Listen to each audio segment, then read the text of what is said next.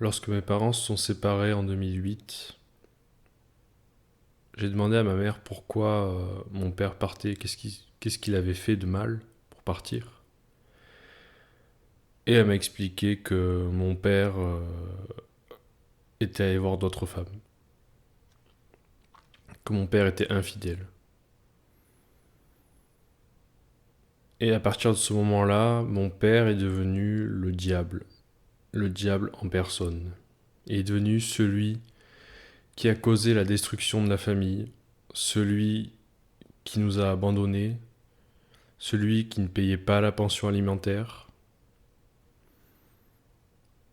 celui qui faisait que ma mère se privait de repas,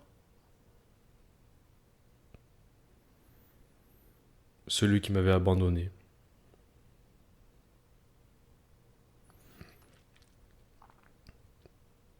Et à partir du moment où mon père est parti, il y a eu du côté de ma mère une succession de compagnons. Il n'y en a pas eu énormément, mais il y en a eu peut-être 3 ou 4. Et à chaque fois, c'était des gens très différents, c'était des hommes avec des personnalités très différentes. Mais aucun d'eux n'a su remplacer le vide de figure paternelle que je ressentais. Aucun n'a su combler mon manque de modèle.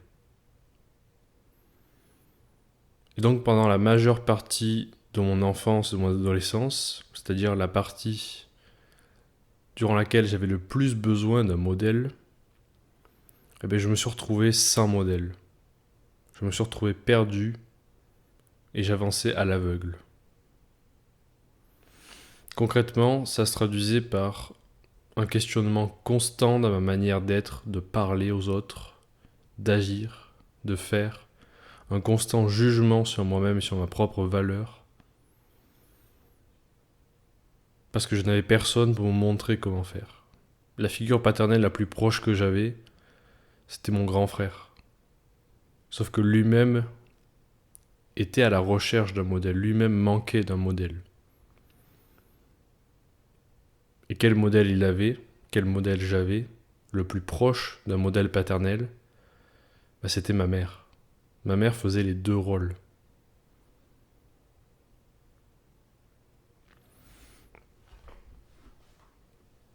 Je sais que c'est pas le sujet de la vidéo, mais je pense qu'on sous-estime encore aujourd'hui les effets que peuvent avoir un divorce sur les enfants, sur leur développement. Et dans cette vidéo, je vais me concentrer surtout sur le fait qu'aujourd'hui, même les enfants qui n'ont pas subi de divorce, même les enfants de couples encore mariés, ressentent ce manque de modèle. Et donc, comme je manquais de modèles, de figures paternelles, d'après lesquelles me modeler, j'ai cherché à accumuler des modèles dans les films et dans les jeux vidéo. Par exemple, je prenais la démarche de tel personnage de jeu, je prenais la façon de parler d'un autre. Ça va être assez gênant, mais je marchais comme Sam Fisher dans Splinter Cell. Parce que je trouvais ça badass, je trouvais ça masculin, comme il marchait. Parce qu'en même temps, je marchais comme Altair dans Assassin's Creed, puis comme Joel dans The Last of Us. Je cherchais constamment des modèles sur lesquels imiter, sur lesquels copier ma démarche. Et ce qui est intéressant, c'est que mes parents se sont séparés en 2008, et en 2008, qu'est-ce qui sort au cinéma ? Qu'est-ce que je découvre ? Je découvre The Dark Knight. J'ai compris ce que je dois devenir pour arrêter des hommes tels que lui. Le choix est de mourir en héros ou de vivre assez longtemps pour devenir le méchant.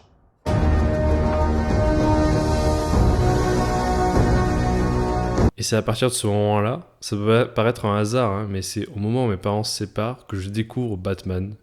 Parce qu'avant, je connaissais Batman, mais pour moi, c'était le mec ringard en collant des années 60 avec Robin, qui avait une relation un peu ambiguë.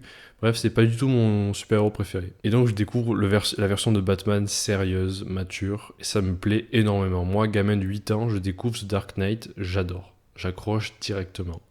Et à partir de ce moment-là, Batman devient mon modèle sur lequel je vais me construire durant les 10 prochaines années. Je pense pas que je réinvente la roue lorsque je dis que la génération présente de jeunes hommes qui ont à peu près 20 ans, comme moi, comme toi, c'est la génération à la recherche de modèles. Jamais on a autant eu besoin de modèles de masculinité. Et jamais on s'est autant cherché, on s'est autant questionné sur ce qu'est la masculinité.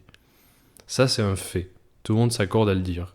Ceux qui sont masculinistes ou ceux qui sont féministes. Les deux camps s'accordent que du côté des hommes, il y a une recherche de modèles, il y a un problème quelque part.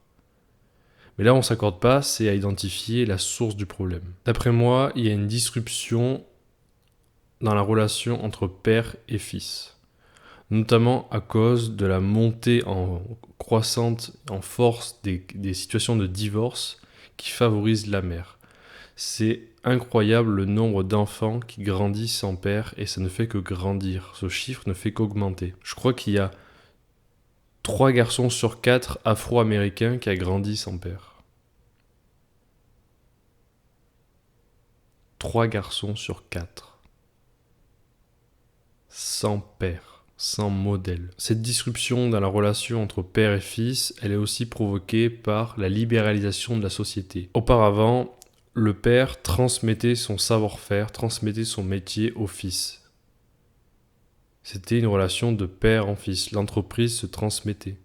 Ton père était paysan, tu devenais paysan. Ton père était forgeron, tu devenais forgeron. Et essentiellement, c'était ça la relation père-fils. C'était autour d'un savoir-faire, autour d'une compétence à transmettre. Et à partir de cette compétence, il y avait plein d'autres connaissances, de leçons de vie qui s'agglutinaient autour. Mais c'était le centre de la relation père-fils, c'était apprendre une compétence, transmettre un savoir. Et progressivement, on en est arrivé avec l'ère industrielle à ne plus reprendre le modèle paternel et à faire ce qui nous plaît. Choisir notre propre destin. Sans que tu ne peux pas choisir ex nihilo ce que tu veux faire. Tu as besoin d'un modèle, tu as besoin de direction. Donc très bien, tu ne veux pas choisir le boulot de ton père. Moi non plus, j'ai pas envie de prendre le boulot de mon père. Mais avant, il y avait des questions qui ne se posaient pas. C'est là où je veux en venir. Il y avait des questions qui ne se posaient pas, il y avait des crises existentielles qui n'existaient pas. Parce que ça peut être bien la liberté, mais ça a un prix aussi. La responsabilité. Devoir prendre des décisions, faire des choix. Et donc, à cause, je pense, de ça, à cause de cette liberté, la relation très proche, très liée entre père et fils s'est progressivement détachée. Et donc ça produit aujourd'hui une génération d'hommes complètement perdus, parce que les pères soit se sont d'eux-mêmes éloignés, soit les pères ont été dévalorisés par la société actuelle. Ça produit une génération d'hommes perdus qui recherchent désespérément en ligne des nouveaux modèles de masculinité. Et pour moi, c'est pas du tout étonnant, c'est pas du tout polémique, pas du tout une surprise que quelqu'un comme Andrew Tate ait autant de succès aujourd'hui, notamment auprès des jeunes hommes anglais. On parle dans les écoles d'Andrew Tate. Pour moi, c'est pas du tout une surprise, c'était même évident, c'était à attendre qu'un modèle de masculinité très archétypal, très stéréotypé, qui reprend justement tous les stéréotypes les plus évidents de la masculinité, l'argent, le cigare, les femmes, parler haut et fort, se tenir bien droit. C'est des choses de base, mais qui plaisent énormément aux jeunes hommes parce que justement, ils ont besoin de ce modèle extrême. Ils avaient besoin d'Andrew Tate parce qu'ils avaient besoin d'une personnalité qui regroupe ce que c'est la masculinité. Une personne qui concentre la masculinité en elle-même. Tu penses masculinité, tu penses Andrew Tate, immédiatement. Andrew Tate n'a quasiment aucun trait féminin. Ce qui peut paraître terrifiant parfois d'ailleurs. Et donc les médias traditionnels ou de gauche, qu'est-ce qu'ils font ? Ils dénoncent Andrew Tate. Ah, Andrew Tate, tu es un mauvais modèle pour la jeunesse. Et qu'est-ce qu'il y a d'autre comme modèle ? Qu'est-ce que vous proposez d'autre comme modèle aux jeunes hommes actuellement ? Les trans... Mon but avec cette vidéo, c'est de te faire comprendre pourquoi avoir un modèle est important. Pourquoi tu as besoin d'un modèle ? Qu'est-ce que tu recherches dans un modèle ? Déjà, il faut que tu avoues que tu ne peux pas être ton propre modèle autoréalisateur. Tu ne peux pas être ton propre modèle. Tu as besoin de modèles extérieurs, de te modeler d'après d'autres personnes. Et à quoi servent des modèles? Ils te servent à avoir des réponses adaptées à des situations très précises. Lorsque tu rencontres des situations que tu n'as jamais rencontrées auparavant, un modèle va te montrer l'exemple, va te donner une première réponse possible. Avoir un modèle, c'est surtout une nécessité vitale lorsque tu es dans ta jeunesse, lorsque tu es entre 15 et 25 ans. Parce que c'est le moment où ton identité se forme en tant que jeune homme, puis en tant qu'homme, en tant que père. Et donc tu as besoin de guide, tu as besoin de quelqu'un qui te montre ce qu'est qu'être un homme. Parce que ces années-là, entre 15 et 25 ans, ce sont celles qui vont définir la mesure de ta réussite globale de toute ta vie. C'est ce que tu vas faire entre tes 15 et 25 ans qui va importer le plus et qui produira le plus de résultats à l'avenir. Parce que c'est là que tu façonnes ta posture, ta manière de parler, que tu définis tes valeurs et donc ta direction. Qu'est-ce que tu vas faire de ta vie ?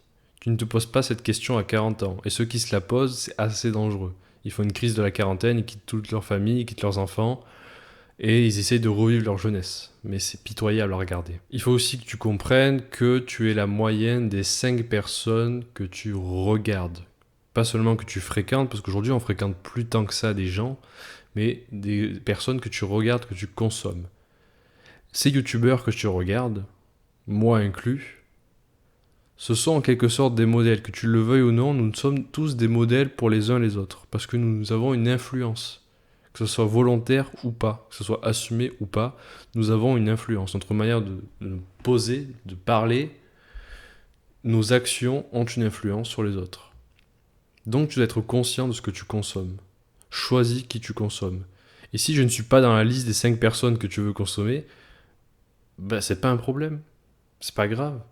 Si je trouve 5 personnes meilleures que moi, et je crois pas que ça soit difficile, bah, du moment que tu as des modèles positifs, constructifs, qui te permettent de progresser, bah, c'est très bien.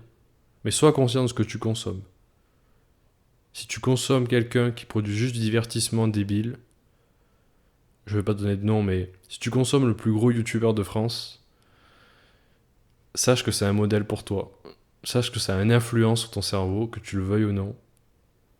Et l'influence n'est pas forcément positive. Et tu le remarqueras, plus tu vieillis, moins tu auras besoin de modèles. Il arrive à un moment où tu deviens ton propre modèle, ou en tout cas, tu as tiré assez de leçons de tes expériences passées pour constituer ton propre guide pratique de la vie. Tu deviens ton propre modèle.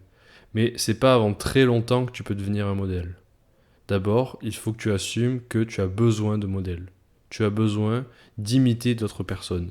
Et c'est pas un mal en soi. En revanche, je dois te prévenir, tu ne peux pas avoir qu'un seul modèle. Pourquoi tu ne peux pas avoir qu'un seul modèle? C'est parce que tout modèle a ses failles. Personne n'est parfait. Ça, c'est une évidence. Mais si un modèle te propose une réponse dans une situation particulière, et si tu n'as qu'un seul modèle, alors il y aura des situations où ta réaction ne sera pas adaptée. Ta posture ne sera pas adaptée. En plus de cela, si tu te limites à un seul modèle que tu copies, ben tu ne construiras jamais aucune identité. Parce que je te rappelle, le but des modèles, c'est de construire sa propre identité. Mais si tu n'as qu'un seul modèle, tu vas seulement devenir une pauvre copie de ton modèle. Et donc tu n'auras aucune personnalité à transmettre à tes enfants. Tu ne seras pas un bon père de famille, parce qu'un bon père de famille, c'est quelqu'un qui se tient pour lui-même, qui a ses propres valeurs, et qui est donc un modèle pour les autres. N'oublie pas que si tu copies une seule personne, tu copies ses qualités, mais aussi ses défauts. A l'inverse, si tu disposes de plusieurs personnalités complémentaires, tu vas pouvoir te construire un arsenal pour répondre à toute situation. Et c'est en ayant plusieurs modèles complémentaires que tu vas pouvoir construire ta propre personnalité, en piochant ici et là. J'aime sa manière de parler, j'aime sa manière de s'habiller, j'aime sa manière de travailler, j'aime sa philosophie. Et comme ça, tu vas te construire une personnalité unique et très intéressante. Parce que les personnes les plus intéressantes sont les personnes qui sont les plus profondes et variées en même temps, qui ont de la diversité dans leur point de vue et dans leur goût. Si tu n'aimes qu'une seule chose et que tu colles parfaitement à un stéréotype, ben on a vite fait le tour de ta personnalité. Et autrement dit, t'es pas intéressant.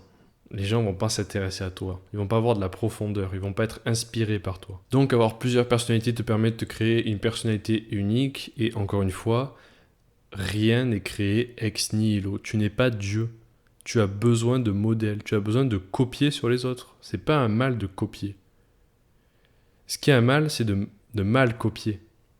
Mais si tu voles bien, si tu copies bien les idées des autres et que tu les recomposes à ta façon, bah c'est de l'art. À l'école, on t'a appris que tricher, c'est pas bien. Voler chez les autres, c'est pas bien. Mais si tu voles chez les autres pour gagner du temps, si tu prends chez les autres quelque chose qui t'aurait pris 10 ans à faire toi-même et que tu l'utilises pour faire autre chose, je vois pas en quoi c'est mal. Je vois pas en quoi c'est mal. Pour moi, c'est gagner du temps, c'est progresser. Tu ne progresses qu'en prenant chez les autres, par-ci, par-là, une idée dans un livre, quelque chose ailleurs. Moi, j'ai pas la prétention de t'apporter la lumière. Je suis pas Dieu, je t'apporte pas une connaissance ex nihilo. Tout ce que je te dis, ça vient de différents livres, ça vient de différentes personnes sur YouTube, ça vient de mon expérience personnelle, bien sûr. Mon expérience personnelle, je l'interprète d'après mes connaissances, d'après les livres que j'ai lus. Rien n'est fait ex nihilo. Considère-toi comme un collage de références. Un collage unique, avec des références agencées de manière unique, parce qu'il y a une multitude de façons d'agencer ces références.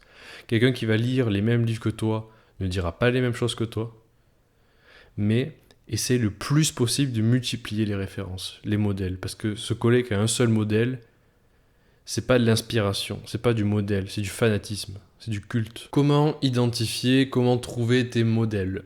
Platon, il avait une théorie philosophique qui est celle des essences. Il y aurait dans le ciel, dans le divin, des essences, les essences de toute chose.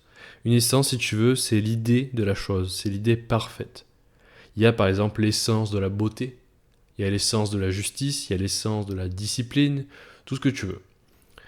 Et à partir de ces essences, il y a des copies, on copie les essences dans la réalité, dans notre réalité physique humaine.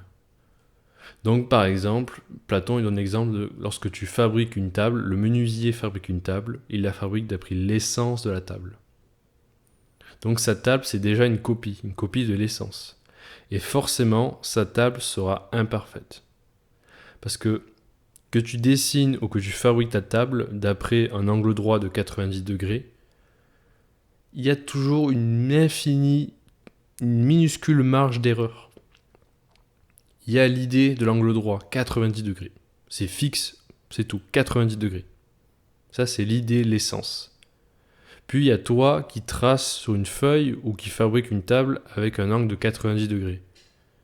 L'angle, il sera nécessairement imparfait. Ça sera peut-être du 89,999991. Donc, c'est déjà une copie dégradée.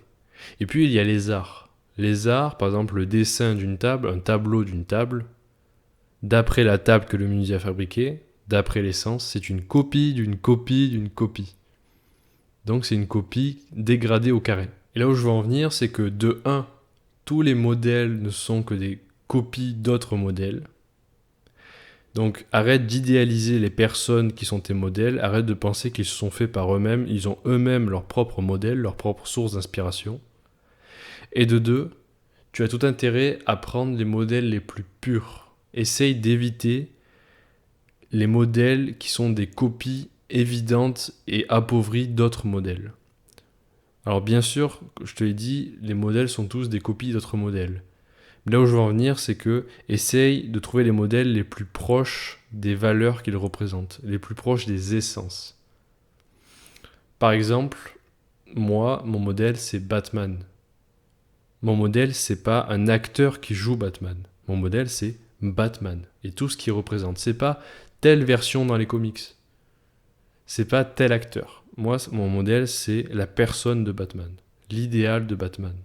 Et tout ce qu'il représente en discipline, en honnêteté, en conscience, en réflexivité, en force, en endurance et en richesse. C'est Batman. Pour moi, il y a une idée de Batman. Et tu le vois dans les films, lorsqu'il s'écarte de cette idée, ça se sent. On n'est pas capable de déterminer exactement ce qui fait que c'est pas Batman, mais lorsque ça marche pas, ça marche pas. Lorsqu'il y a des tétons sur l'armure, ça marche pas, c'est pas Batman.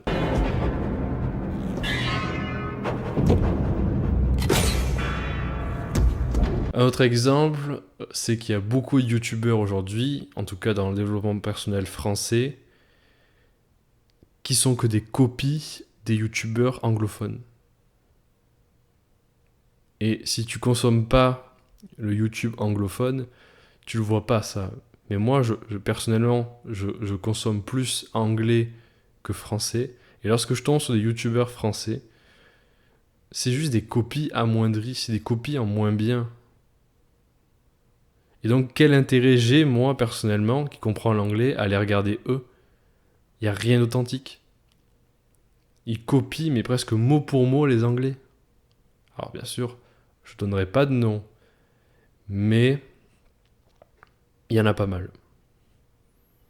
Il y en a pas mal qui sont juste des copies, des dégradations d'essence. C'est-à-dire que ils copient non pas la valeur que porte le youtubeur anglophone, leur modèle, ils copient seulement les techniques du modèle. Alors que le modèle, lui, le youtubeur anglophone, il a sa propre vision. Il a son propre message, il a ses propres valeurs, d'après sa vie personnelle. Donc il y a une dégradation. Et ce qui fait que quand je les regarde, ces youtubeurs français, je vois ce qu'ils essayent de faire, mais il manque quelque chose, il manque une authenticité. Je les crois pas quand ils parlent de leurs valeurs. Quand ils te donnent des conseils, j'ai pas l'impression qu'ils ont expérimenté ce qu'ils racontent. J'ai pas l'impression qu'ils sont authentiques. Donc, essaye de trouver les modèles les plus proches des valeurs qu'ils représentent. Et donc, comment identifier ces modèles? Je te conseille d'avoir plusieurs modèles suivant différents aspects de ta vie. Et le plus c'est précis, le mieux c'est. Par exemple, moi, j'ai un modèle principal. C'est le modèle d'après lequel je calque mes valeurs, d'après lequel j'ai construit ma philosophie, mon approche générale de la vie. Dans ces modèles, il y a par exemple Batman, c'est un modèle assez global. Je dis, c'est l'idée de Batman. Mais il y a aussi dans la philosophie, il y a par exemple Nietzsche. Alors je ne suis pas nietzschéen, je ne suis pas 100% nietzschéen, mais Nietzsche a largement contribué à mon approche de la vie. Puis tu peux avoir d'autres modèles plus précis, plus terre à terre, comme des modèles de posture. Un modèle qui te montre comment marcher, comment avoir de la prestance, comment s'habiller. En modèle, je pense actuellement de démarche, de prestance, il y a par exemple le frère d'Andrew Tate, Tristan Tate, qui accorde beaucoup d'importance aux vêtements et à sa démarche, à quelle image il renvoie aux autres. Andrew Tate, on a l'impression que lui, il est très bloc de granit, très immédiat, très concret, direct, très naturel. À l'inverse, Tristan Tate, il est beaucoup plus maîtrisé, beaucoup plus maniéré. En tout cas, c'est l'image qu'il renvoie. Pardon. Puis aussi, tu peux avoir, et même tu dois avoir, un modèle physique. Tu dois avoir en tête un modèle à atteindre en termes de corps, en termes de musculature. Alors pour ce qui est du modèle physique, ne vise pas un idéal, vise plutôt quelque chose de concret, quelque chose de faisable. Ne vise pas les Instagrammeurs qui ont pris une photo où ils n'ont rien mangé de la journée, ils ont attendu une période très précise de la journée pour voir la lumière du soleil sur les abdos. Ne vise pas les Instagrammeurs. Ne vise pas non plus les youtubeurs fitness qui ne font que ça de leur journée. À part si tu veux faire que ça de ta journée, à part si c'est ton objectif principal. Mais je te conseille de viser quelqu'un de musclé, mais tu vois que c'est naturel. Et tu vois qu'il passe pas sa vie à la salle. Il fait d'autres choses. Puis il peut y avoir aussi un modèle de séduction, c'est-à-dire quelqu'un qui t'inspire dans la manière de parler aux femmes, de les approcher, et aussi un modèle de leadership, un modèle d'autorité. Est-ce qu'il y a quelqu'un dans ta vie qui t'influence dans ta manière d'influencer les autres ?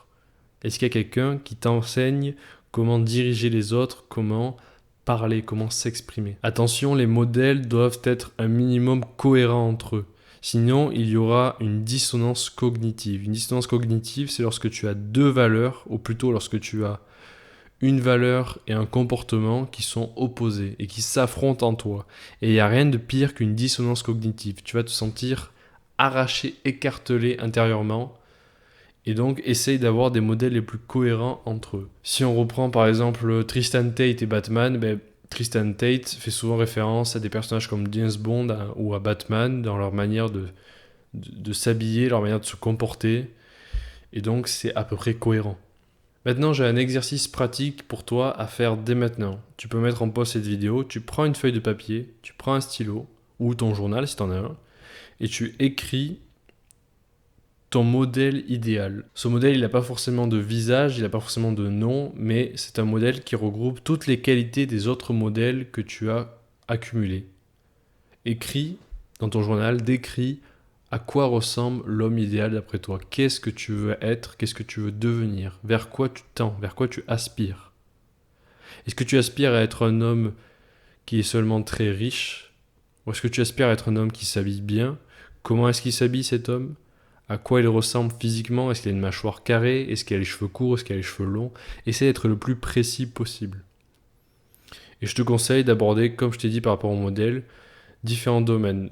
Philosophie, prestance, démarche, style vestimentaire, séduction, physique et influence, leadership. Essaye de répondre à la question d'à quoi ressemble ce modèle d'après ces différents domaines. Et le but de cet exercice, c'est que tu constitues ton propre modèle à toi qui t'est personnel et qui n'est à personne d'autre. Et comme ça, tu t'assureras que même si tu prends d'autres modèles que d'autres gens partagent avec toi, tu auras à la fin ta propre personnalité, ta propre application des modèles. Donc essaye de décrire dans le plus de détails possible, prends ton temps, mets en pause la vidéo et décris comment il marche, comment il parle, comment il se tient, comment il entretient de l'amour pour ses proches, comment il parle aux femmes, comment il travaille. Essaye d'être le plus précis possible parce que c'est ça que tu vas devenir. En conclusion, je dirais qu'être un mouton n'est pas une mauvaise chose. Je préfère le terme de disciple ou d'étudiant à mouton, mais tu vois l'idée. C'est pas une mauvaise chose d'être un étudiant, d'être un disciple et d'avoir des modèles. Je dirais même que c'est une étape nécessaire. Avant de prétendre diriger les autres, d'être un modèle soi-même, il faut apprendre l'humilité et apprendre à étudier les autres et à les écouter. Tu dois t'avouer que tu n'es pas parfait et que tu peux apprendre de tout le monde. Parce que potentiellement, tout le monde est un modèle dans un certain domaine précis. Mais le but final, je le reconnais, ce n'est pas de rester un mouton. Le but final, c'est de devenir un modèle toi-même pour les autres. D'abord pour tes enfants, puis pour leurs enfants et leurs enfants. Et pas seulement, on sait que maintenant, grâce à Internet, il est possible d'être un modèle pour des gens que tu n'as jamais rencontrés. Et c'est ça que je trouve magnifique, c'est la transformation de disciple à modèle. Et lorsque tu deviendras toi-même un modèle, tu auras le devoir d'honorer les modèles qui t'ont servi à te construire. Pense à n'importe quel héros, à n'importe quel récit initiatique. Le héros, il n'est pas né héros. Ou alors s'il l'est, c'est pas intéressant. Le héros intéressant, il a dû d'abord forger sa discipline et étudier des maîtres qui étaient plus forts que lui. L'imitation n'est pas une mauvaise chose en soi, mais tu dois apprendre à te l'approprier pour ne pas seulement devenir une copie dégradée, appauvrie d'un premier modèle. Si tu découvres la chaîne avec cette vidéo, sache que je m'appelle Mathieu et que je suis simplement un homme avec une caméra qui essaie d'aider d'autres hommes comme toi à vaincre leurs addictions, à améliorer leur vie et à atteindre leur plein potentiel. Si tu veux que j'aille plus en profondeur sur le sujet des modèles de masculinité, n'hésite pas à commenter ou à mettre un like et tu peux t'abonner, c'est le meilleur moyen de soutenir ma chaîne gratuitement. Et n'oublie pas que si le Créateur t'a mis sur cette terre, ce n'est pas pour devenir une copie d'une copie d'une copie, mais bien pour atteindre ton plein potentiel. Salut!